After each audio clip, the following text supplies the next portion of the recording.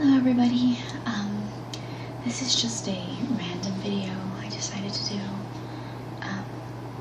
It was a somewhat show and tell. I really like those types of videos. These are just basically some books that I've read in the last couple of weeks. One of them I've reread, but two of them are brand new that I just finished reading. So I figured I would go from the most recent that I finished reading to the oldest, the one that I reread. So the first book that I got and read is Illidan from World of Warcraft Legion. I actually like this more than I thought I would. I don't know about you guys, but sometimes when they have like a franchise, they have books and they write, they hire authors, writers, and they don't really know the franchise, or like they give them, like, oh, this is the basic story, go from there. And it kind of feels like a fan fiction, and like not a good fan fiction. So I was really surprised by this. I had never heard of this author before, William King. So apparently he had done some Warhammer books, and I had briefly dabbled in Warhammer, but nothing too extreme. But I did play Vanilla WoW up to Wrath of the Lich King, and I did play the original Warcraft 3 games. Frozen Throne was my favorite. The only other Warcraft book that I've read was the War of the Ancients story. So it's basically Illidan's story about with his brother Malfurion and Tyrande taking down Sargeras and the Burning Legion. I'm sorry if you don't know World of Warcraft or Warcraft lore.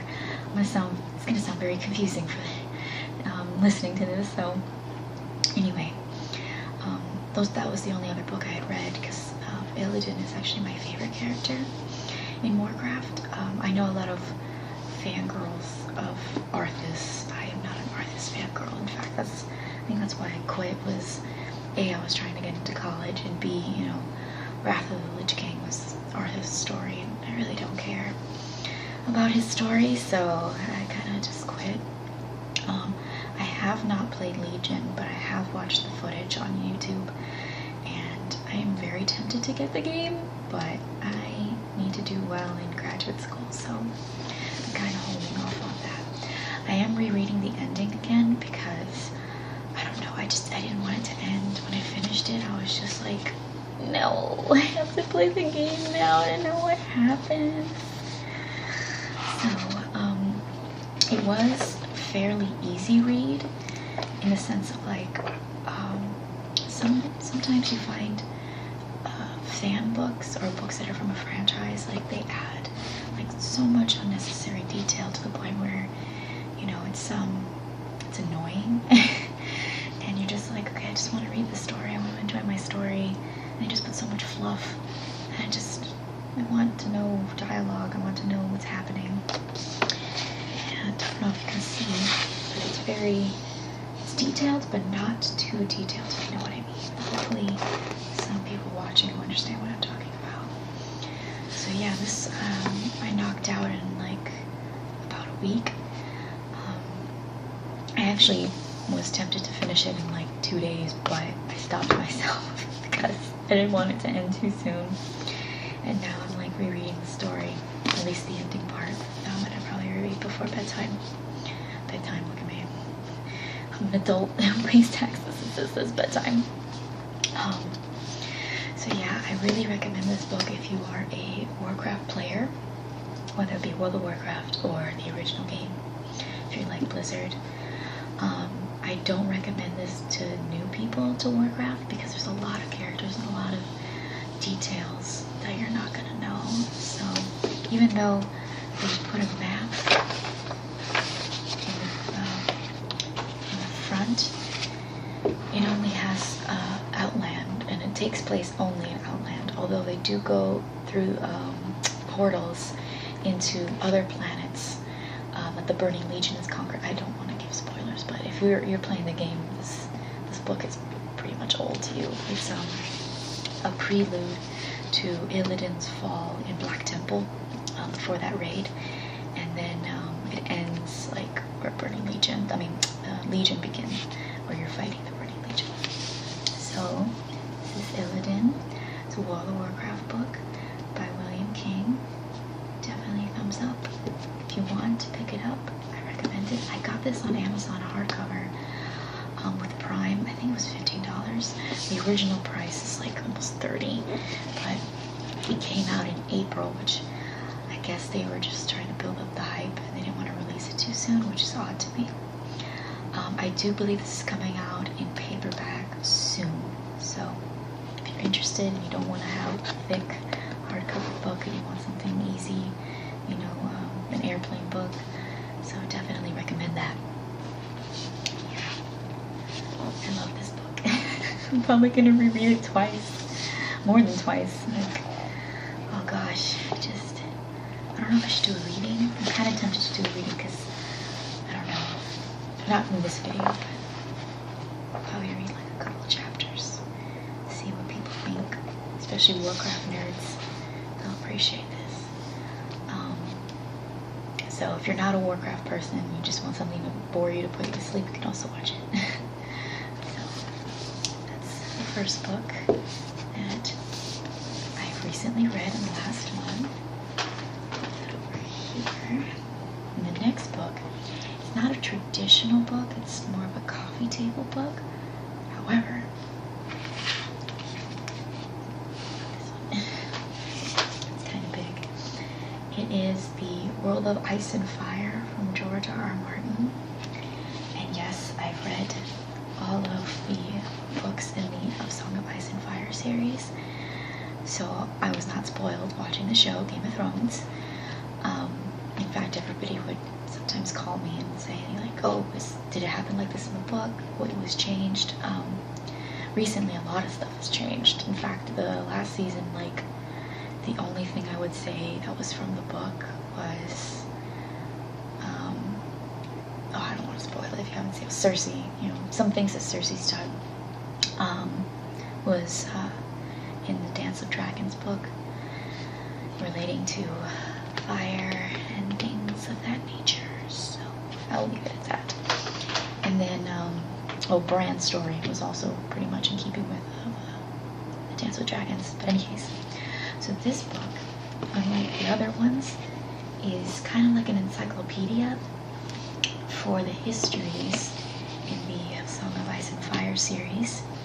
So George R.R. Martin collaborated with two of his biggest fans who ran basically the Wikipedia of the official Wikipedia of A Song of Ice and Fire, and they were like one of the first creators of the fan page. I'm correctly stating that. Let me see. Yes. So in collaboration, there in the years in the making, Martin has teamed up with Elio M. Garcia and Linda Antonsen, founders of the renowned fan site Westeros.org. So Westeros.org is kind of like a Wikipedia page now. I'm sure it was different before Game of Thrones, the TV show. I got this at Target. It was on sale.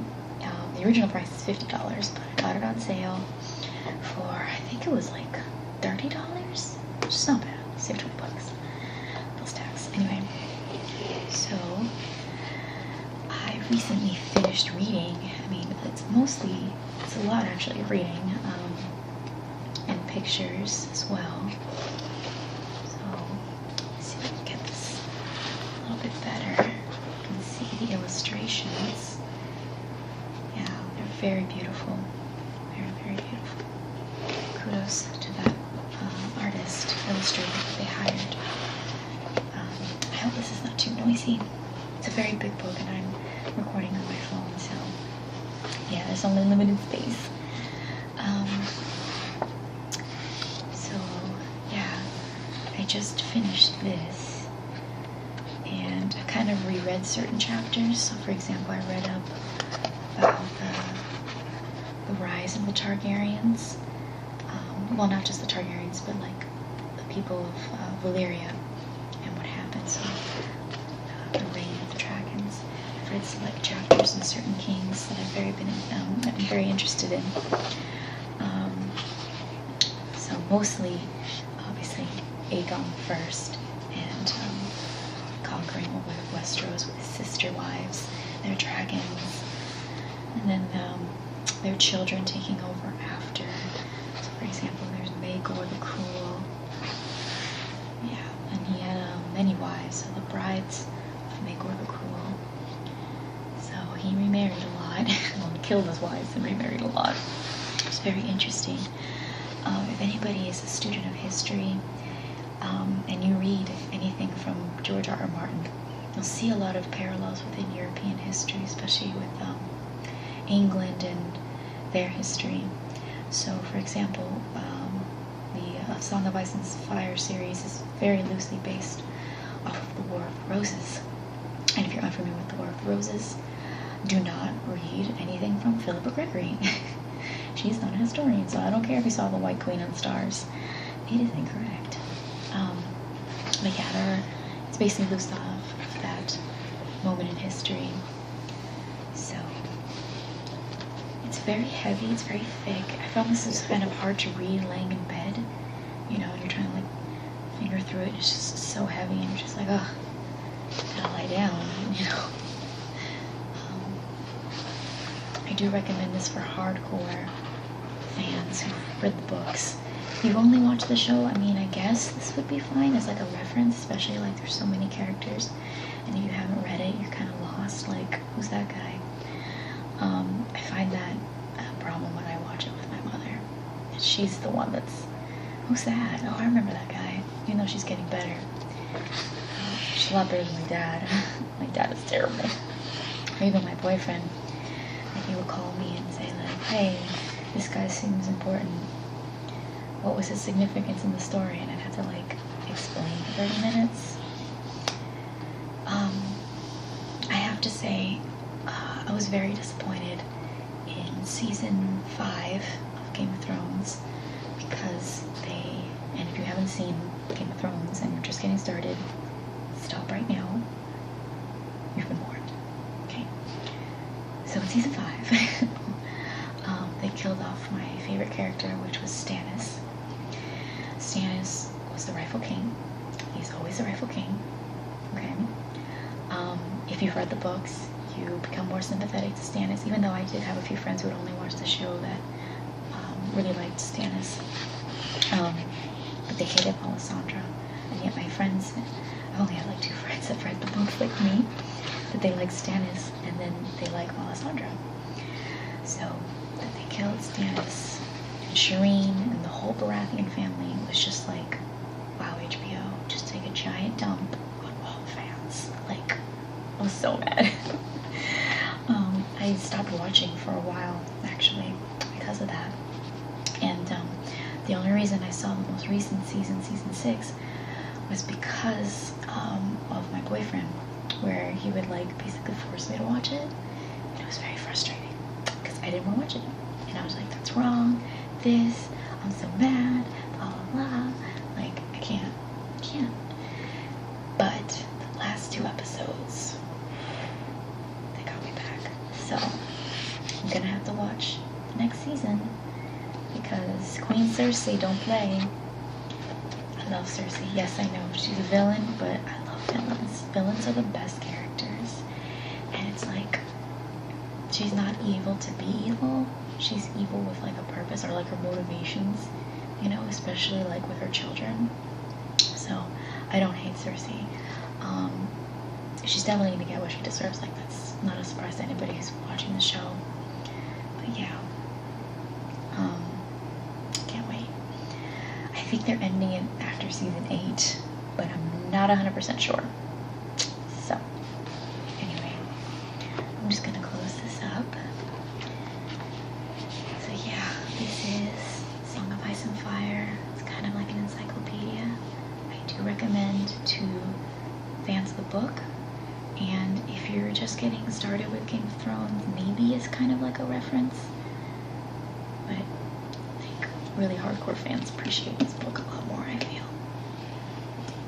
So I'm just gonna put this here because I'm gonna show you the last book. And if you watched my makeup video, you'll know who I'm talking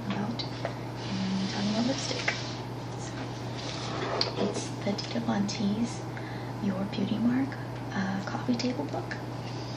Again, it's very heavy, so not like a read for nighttime when you're laying in bed kind of thing.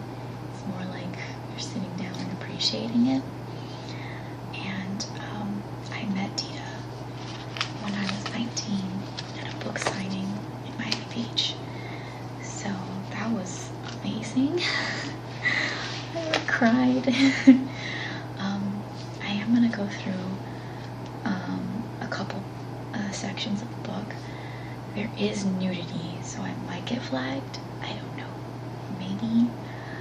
It's not obscene. It's just, you know, she's a burlesque performer, so you do see her chest. And again, but it's not obscene. It's not pornographic. Although a lot of people consider any sort of nudity pornographic, but I disagree. So this book is kind of like a how-to with her glamour. She talks about her beauty routines, her exercises, her diet, which products she uses. It's kind of like a mini endorsement of products. And in collaboration of this book's release last year in December, I had pre-ordered from MAC the lipstick, and I ended up being on back order because it was like out like that.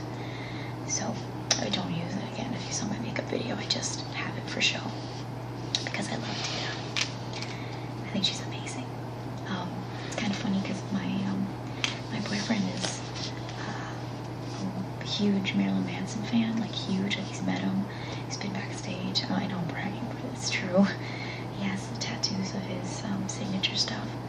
And then when I met my boyfriend, you know, I was talking about like how much I love Dita, even though Dita's now divorced from him. So, however, it's been 10 years, so he actually wrote a little blurb on the back. So you obviously can't read it, but I will read it to you. So Marilyn Manson wrote a little blurb for his ex-wife's book. A couple of their photographs are in here. In fact, a couple of his photographs that he took of her are in this book. So it does have one swear word. But Dita brought out my love for clothes and makeup. We look great together, two misfits from the Midwest who like to play dress up. She always made me feel happy when she looked like a villain. She gave me Lily, my beautiful cat, and for that I'll always have some love in my heart for that fashionable bitch. Kind of stumbled there, but yeah, it's nice that they're talking, I guess, again, and more on friendly terms than before. It's not a good divorce, in my understanding. So, if I ever meet Dita again, I'm gonna have her sign the book.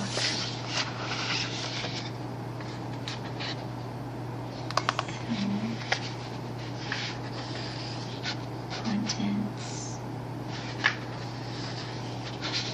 I just think she's so glamorous. And she's I believe she's just turned 40. That's her cat, Alistair. I follow them on Instagram. I recommend it. She's very active on Instagram. Yeah. Well, that's a pretty picture. So it says here, give me lipstick, give me powder, give me fake lashes and hair, curled and sprayed stiff. Give me glamour and give me life. That's Dita. She's all glamour. It's really a pretty picture too. It's funny, she's actually a natural blonde. She dyes her hair. She would think she was born with naturally jet black hair. So we kind of got to the first nude picture, even though it's not fully nude. It's like a sensual nude. Oh, this one's also kind of sensual nude with a bunch of guys. This is a Joan Crawford quote. I need sex for clear complexion, but I'd rather do it for love. Good old Joan Crawford. So here she's talking about her makeup routine, how she moisturizes her face. She's talking with her dermatologist here. They have conversation about her complexion. Then she talks about sleep being essential for beauty, which I absolutely agree. We don't get enough sleep in America. Oh, this is cute. This is her at the beach. She talks about, in this section, I've read this. This is my second time reading through. Not right now, obviously, but I read it through a second time just recently. She talks about being at the beach, and even when she's not going to the beach, when she's out in regular daylight, she just always has to have sunscreen, you know, an umbrella, hat, sunglasses, because she has to keep her complexion, and it really shows. Okay, so this is another tasteful nude. Go through that quickly. I guess here she's making fun of the cosmetics department, how they're kind of like bottling up beauty or trying to find the bottle ingredients for beauty. You know, beauty is so subjective, you know. It really is. I mean, I remember showing the Dita Bonte's burlesque book to my brother and a bunch of his friends, like, look how glamorous she is. And my brother was like, oh, I think she's ugly. And to me, that was just like, what? What's wrong with you? You know, but even Dita said it, you know, that you can be the sweetest, most ripest peach, but then there's always going to be one person that doesn't like peaches. And that to me was just like, wow, that's so true. You know, it kind of clicks, because a lot of people, especially young girls, like my students that I had, were trying to please everybody, so they wouldn't really have an identity, and try to be beautiful for everybody. But at the end of the day, it's just that everyone's going to find you attractive, and not everyone's going to like you, and that's okay. There's nothing wrong with that. Well, this is her exercises. She's just posing. She does have a section on her Pilates and yoga. I think we're getting to that. Yeah, there it is. Dita used to be a ballet dancer, or ballerina, I guess, when she was very young. I think she quit after high school. So, I'm just gonna try and find some of her beauty. Here we go.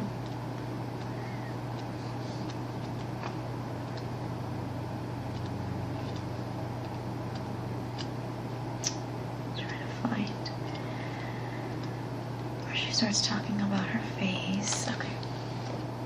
Oh, this is a glamorous picture. I love this picture. Now, if you also don't know something about Dita, she also used to do fetish modeling. It's kind of like BDSM modeling. I think that's how Marilyn Manson found her out. I'm not 100% sure, but it makes sense. This one she's talking about dentistry, so she's talking about her mouth. Teeth.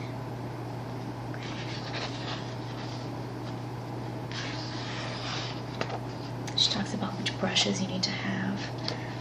So, as a makeup person, these are the brushes you need to have. So I'll read through them. You need a powder brush, which is the big one. A fan brush. I don't have that. I need to get one. Contour brush. I have that. A dome brush. I believe I have it, I just don't use it. An eyeliner brush I don't have because I use a pencil or a pen. Lip brush I do have. An eyebrow brush I do have. Concealer brush I do have. And a sponge. Beauty blender. I have all of those.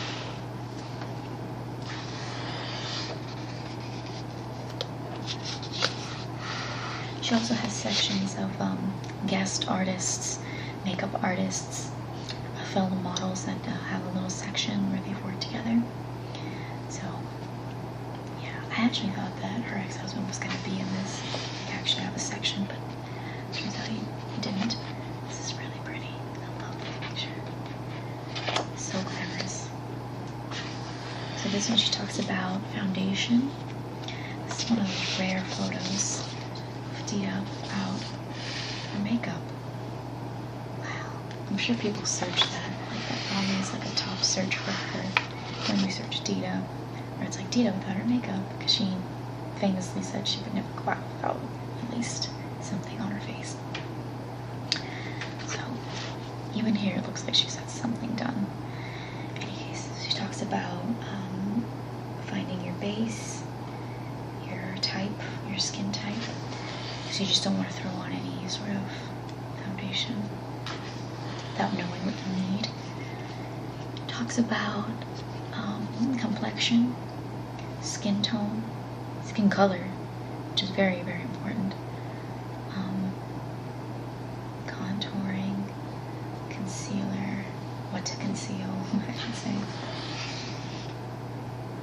It's one of the artists that she's worked with. Angelique Noir, that is clearly a fake name.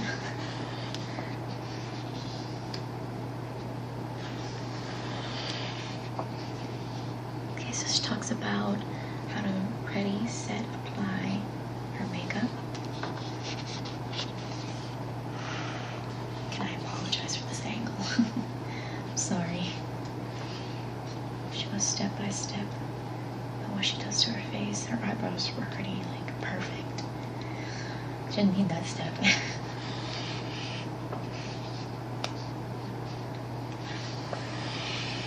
This one's on eyes. Just have eyes on this one. Oh, it's such a beautiful picture. Look at that. I know I'm full of Dita facts, but I don't care. I'm sharing them. I believe she's half Armenian, or part Armenian through her dad. So, she and the Kardashians have something to talk about. It's a really pretty picture. It's very rare to find her without like her signature red lips. That's what she's known for. It's very, very rare. It's a beautiful picture. They're all beautiful. I just keep saying that. But yeah. I hope I can find that. There's a couple pictures of her, or at least I think two, from her ex-husband. I like this one. I like this one a lot. Something I didn't know until I saw the pictures and she talked about it, was that her lips are not as full as they seem. She would outline them, and she has the technique to make them look fuller. And that's helpful for me, because I am a person with very small lips. And, you know, I've never thought about injections. However, I know girls with smaller lips than mine that have done it.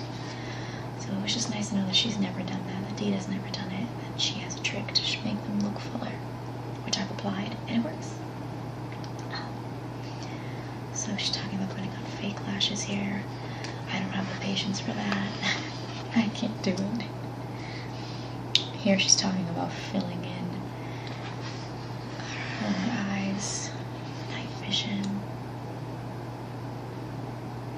So beautiful. Let me see if I can't find that picture. It's like a candid shot that Marilyn Manson took of her when she was applying her makeup in the morning. It's actually very sweet if you think about it. No, I don't think I can find it. Oh, I love this picture. I love it. That one's nice.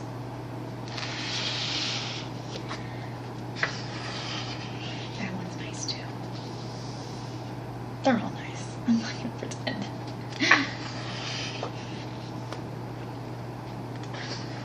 This is her signature beauty mark that she draws on. It's not real.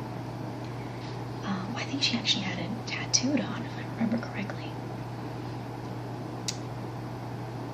Yes. So here she talks about the history in this section of the beauty mark. While a beauty mark shouldn't demand all the attention, the most effectual ones act as a kind of pointier, a beacon of the best parts. That's why it's all about location, location, location. Okay, well, I have a couple beauty marks on my face, and one's in the center of my cheek, and then the rest are kind of like freckles. So, and they're not very deep freckles though. So yeah, I guess you can say the one that's on my cheek is a beauty mark. And then I also have one on my neck. And I've been told that they're beautiful. Except my mom, for some reason. She's the only one who doesn't like it. She's like, you should get that checked out by a dermatologist and get it removed. Which is ironic because she has a beauty mark in the center of her cupid's bow and over her lip. So anyway. And it is interesting, she talks about here also how the beauty mark is seen as beautiful and yet it's a mole. So, which is supposed to be an imperfection, but it's not. Traditionally speaking, the mole was seen as like something of the evil. I'm talking about medieval times, especially in Europe. The mole was not seen as something glamorous. But now it's very different. So here's a map of all the beauty marks on the face and what they're supposed to represent. So if you have one under your lip, like directly under, it's playful. If you have one slightly above the chin towards the lip, like the bottom half, it's called keep a secret. If you have one on your chest, it's called generous. The one that is above the lip, like above the upper lip towards the right, it's called the croquette. If you have one under your eyelid or near your eye, passionate. The one on the cheek, the one that I have, open to propositions. So I am open to propositions, you guys, because I have that mark. The one that's directly under the eye is called the thief, and the one that's kind of on the forehead center is majestic. Okay, good to know data. So yes, hers is fake. Mine aren't. This is another artist that's worked with her. That's pretty sure, even though she's messing up her lipstick. You've all had that happen. If you're a girl with red lips, red lipstick. Oh, jeez. Oh my gosh, this is a picture when she was 12. Look at that. See, she was natural blonde. It's a little loud. So yeah, that was her first lipstick. I think everybody remembers their first makeup. Whether you're a girl or a boy, you remember. I remember mine was from Limited 2. I remember. That was my lip glosses that I was not allowed to wear at school. Then they didn't have really dark shades, but I would get the purple ones because that was the darkest shade they had. And then I discovered drugstore brands, and it was all downhill from there. That's so pretty. I love her corset ones. I'm sorry, I'm taking the longest time on this book. I'm gonna just wrap it up. I did want to find her picture with Marilyn Manson. Let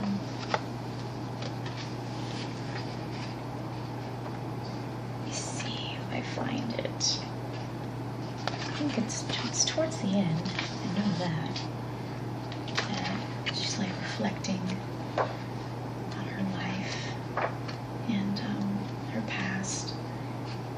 And she talks about her relationships a bit. So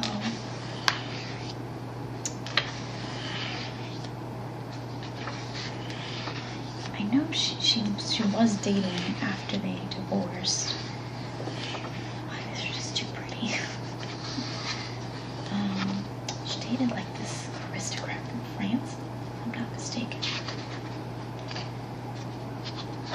I think they broke up, but she's dating some other guy who's like the opposite of Marilyn Manson. I mean, I don't know how you date after that. You know? Like, both of them are such powerhouse celebrities. figureheads. Figureheads, not in the sense of political, but in the celebrity world. And it's just like, who comes after them? I really want to find that picture. I'm so sorry, I should have marked it. I didn't plan on taking this long time. On the Dita one. Stages of Beauty. She did have plastic surgery. She was talking about that there. So she does her hair. She, I believe, got breast augmentation, which suits her because some people think breast augmentation, it looks horrible. Hers fit because she was not obscene in the sense of like, oh, let me get like 20 sizes above than what I need. Oh, it looks good. See, I don't have the time. I don't have the patience to do curlers. My hair's already wavy. There it is. Found it. This is like when she was with Manson, she was very, very goth. Oh.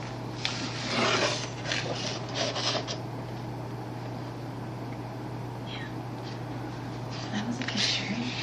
Then, I believe he gave it, or I believe she gave permission.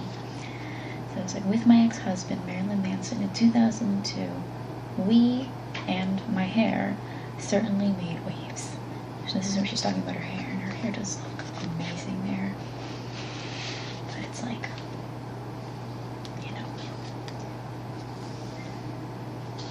that's like the only picture that they have together in this book, which is not a bad picture.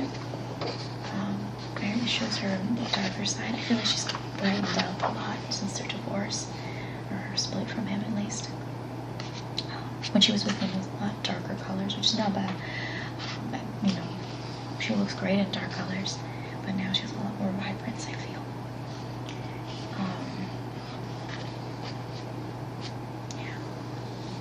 So I'll end it there. I should probably rename this or title this more about the Dita book than my other books that I just recently read. So I hope you enjoyed this small video. Small, it's almost 40 minutes. I hope you enjoy it. If you have any recommendations of books I should talk about that I have, I have a lot of other books. These are just the ones that I've done for fun recently. A lot of my other books are for homework. So, have a good evening. I hope you enjoy this. And take care of yourself. Bye.